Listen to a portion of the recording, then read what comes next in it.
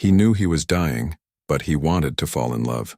Once, the medical pod beeped softly in the corner of his quarters aboard the research vessel Horizon, but Lieutenant Marcus Webb barely heard it anymore after 6 months of that same rhythm he had learned to tune it out like background noise on a crowded street back on Earth, where he would never walk again because the radiation exposure from the solar flare had cooked his cells from the inside, and the doctors gave him maybe 8 months before his organs would start failing one by one like dominoes falling in slow motion.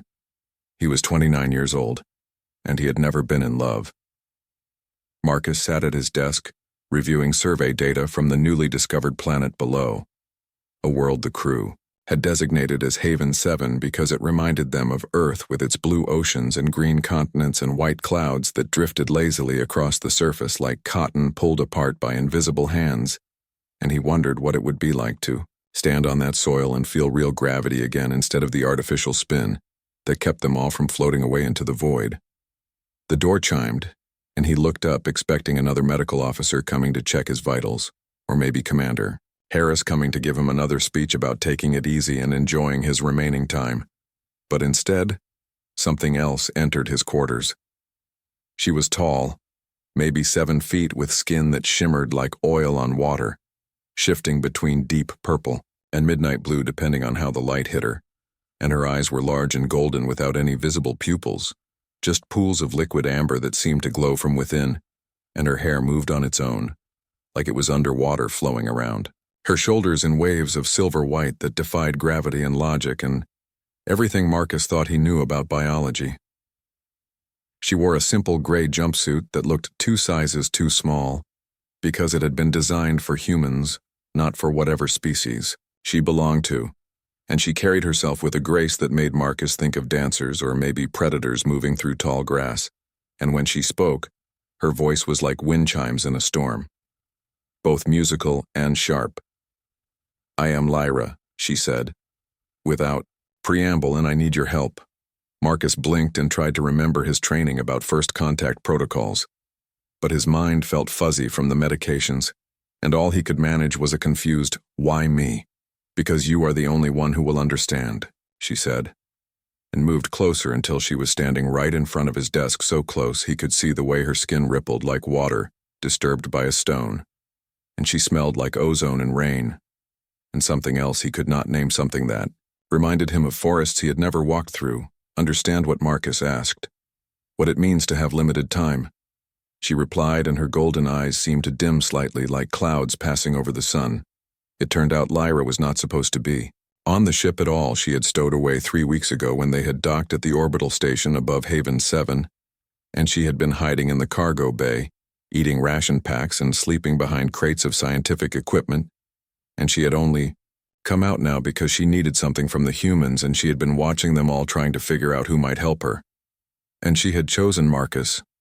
Her people, the Korvathi, were a dying race, not from disease or war, but from something more insidious, a genetic collapse that happened slowly over generations until now. There were fewer than 10,000 of them left, scattered across a dozen colony worlds, and Haven 7 was supposed to be their new home, except the human survey ship had arrived first and claimed it according to the ancient laws of space exploration, and Lyra needed to convince someone, anyone, to share the planet with her people before it was too late. "Why not just ask officially?" Marcus said, leaning back in his chair and ignoring the way his chest hurt when he moved too quickly. "Because my people are proud," she said, and sat down on the floor, cross-legged like a child, even though she towered over him when standing, "and they would rather die than beg, and I am not like them. I would beg. I would do anything to save them, but they exiled me for suggesting we ask the humans for help. So here I am asking anyway." Marcus studied her face, trying to read emotions in features that were alien and strange, but somehow he saw sadness there in the way her eyes dimmed and brightened like a heartbeat, and loneliness in the way she held herself apart as if expecting rejection, and he thought about his own situation, about how the doctors had told him to make peace with his fate and how everyone on the ship treated him like he was already a ghost, and he made a decision that would change everything. "I will help you," he said. Lyra's eyes flared bright gold, and for a moment Marcus thought she might cry, except he did not know if her species could cry, and she reached out with a hand that had 6 fingers instead of 5 and touched his arm gently. and her skin was warm and soft and felt like velvet and silk combined. "Thank you," she whispered. They worked together, after that meeting in secret in Marcus's quarters where no one would question why he was spending so much time alone. And Lyra taught him about her people, about their history and culture, and the beautiful, tragic story of how they had risen from primitive hunters to space travelers only to discover that their own biology was betraying them. And Marcus taught her about humans, about Earth and chocolate and music, and all the little things that made life worth living. And somewhere in all those stolen hours, something shifted. Marcus found himself looking forward to her visits not just because she was interesting, or because helping her gave him purpose, but because she made him laugh with her observations about human behavior, like how they all walked around staring at data pads instead of looking at each other, or how they seemed obsessed with coffee, even though it tasted like burnt dirt. And she listened when he talked about his fears about dying before he had really lived, and she did not offer empty platitudes or false hope. She just sat with him in the darkness and held his hand with her six-fingered grip one night about 3 weeks after they met. Marcus woke up coughing blood into his pillow and knew that his time was running out faster than the doctors had predicted, and Lyra was there somehow. She always knew when he needed her, and she cleaned him up without flinching and helped him back into bed. And then she lay down next to him on top of the covers and wrapped her arms around him, and he felt her heartbeat against his back, steady and strong like a drum. "I think I am falling in love with you," Marcus said into the darkness. Because what did he have to lose? "I know," Lyra replied, and her voice was soft like a confession. "I fell in love with you 3 days after we met, when you laughed at my joke about human food being too salty, and your whole face lit up like a star. They had 2 months together. 2 months of stolen kisses that tasted like ozone and sweetness, and 2 months of planning how to save her people, and 2 months of pretending that time was not running out for both of them in different ways.